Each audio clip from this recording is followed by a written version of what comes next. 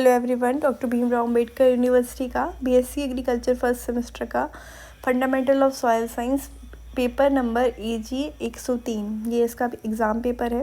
ये जो पेपर हुआ था वो आपका हुआ था दिसंबर 2023 का सेशन था। वो पेपर जो हुआ था 24 में हुआ था। ये पार्ट 2 वीडियो है। इससे पहले मैं एक पेपर और डाल चुकी हूँ, उसको भी आप देख लीजिएगा, उससे भी आपको हेल्प मिलेगी। तो पहला क्वेश्चन कहता है कि सॉइल क्या है, इसकी कंपोनेंट्स क्या है। तो आपको क्या बताना है कि मृदा होती क्या है, उसके बाद आपको कंपोनेंट बताने कि क्या क्या कंपोनेंट्स होते हैं सॉइल के अंदर।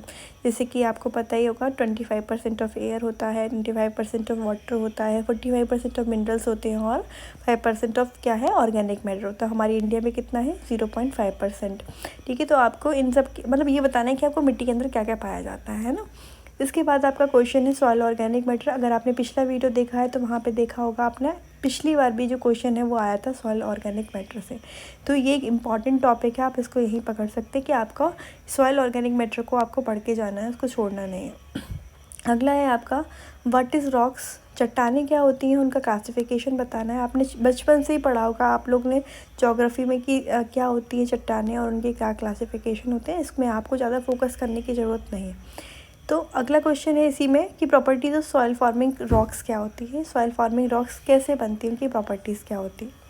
अगला क्वेश्चन है fourth question details important soil of India के बारे में बताना है। तो मैंने पिछले पेपर में भी आपको बताया था कि soil of India, soil of UP both are important, यानी कि दोनों को आपको पढ़ के जाना है। इंडिया की सॉइल कौन कौन सी होती हैं और सॉइल ऑफ यूपी क्या क्या है।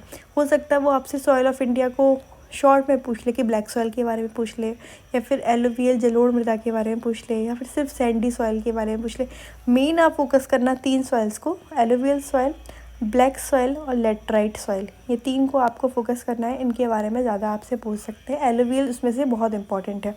ठीक है, इसके बाद होता है कि write in detail about soil colloids क्या होते हैं और इनकी प्रॉपर्टीज़ बतानी है, तो आपको इसको पढ़ के जाना है। अगला है पॉल्यूशन। मैंने आपको पिछले पेपर में भी बताया था कि सॉइल पॉल्यूशन से पिछली बार भी पेपर में क्वेश्चन आया था और इस बार भी आया है। पॉल्यूशन बढ़ता जा रहा है, इस पर ज़्यादा फोकस कर रहे हैं लोग, तो यानी कि आपको सॉइल पॉल्यूशन पढ़ना है। ठीक है, सॉइल पॉल्यूशन आप बचपन से ही पढ़ते आ रहे हैं, इसमें आपको ज़्यादा कुछ इन्वेस्ट करने की ज़रूरत नहीं है। आपको ऑलरेडी पता होगा सॉइल पॉल्यूशन क्या होता है। ठीक है, इसके बाद आपका 7th क्वेश्चन है सॉइल पीएच। पिछली बार भी अगर आपने वीडियो देखा होगा सेम क्वेश्चन आया हुआ है पेपर में। ठीक है, तो आपको इसको भी अच्छे से पढ़ के जाना है। नेक्स्ट क्वेश्चन है 8th क्वेश्चन। 4 इसमें से करने हैं आपके दिए गए हैं। 4 में सॉइल कलर पिछली बार भी आया, सॉइल प्रोफाइल भी पिछली बार आया था, सॉइल फर्टिलिटी जो था वो नहीं आया था, सॉइल फर्टिलिटी आपको पढ़ना है। सॉइल टेम्परेचर से पिछली बार भी क्वेश्चन आया था, सॉइल टेक्सचर से भी पिछली बार क्वेश्चन आया था, कैटाइन एक्सचेंज कैपेसिटी से क्वेश्चन नहीं आया है, इस बार पढ़ना पड़ेगा। तो इनको आप क्या करेंगे, 1.5 पेज का जो क्वेश्चन है आंसर है उसको तैयार कर लीजिए इन क्वेश्चंस का, और बाकी जो है उनका 3-3 पेजेस का आप लोग को तैयार करना पड़ेगा। जो क्वेश्चन रिपीट हो रहे हैं उनको फोकस करना ज़रूरी है।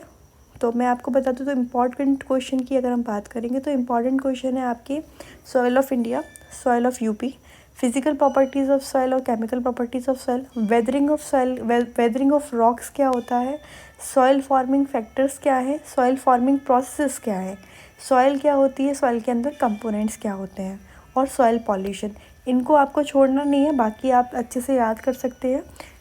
सॉइल साइंस में थोड़ा टफ पड़ जाता है, सिलेबस के अकॉर्डिंग आप देखेंगे तो वो बहुत ज़्यादा वास्ट है। तो आप कोशिश करें कि आप प्रीवियस ईयर और के क्वेश्चन पेपर को फोकस करें, साथ ही साथ आप क्या करें कि जो क्वेश्चन रिपीट हो रहे हैं उनको पढ़ के जाएं। ठीक है, ये आपको अच्छे नंबर लाने में हेल्प करेगा। ठीक है, तो आज के लिए इतना ही। Thank you for watching my video.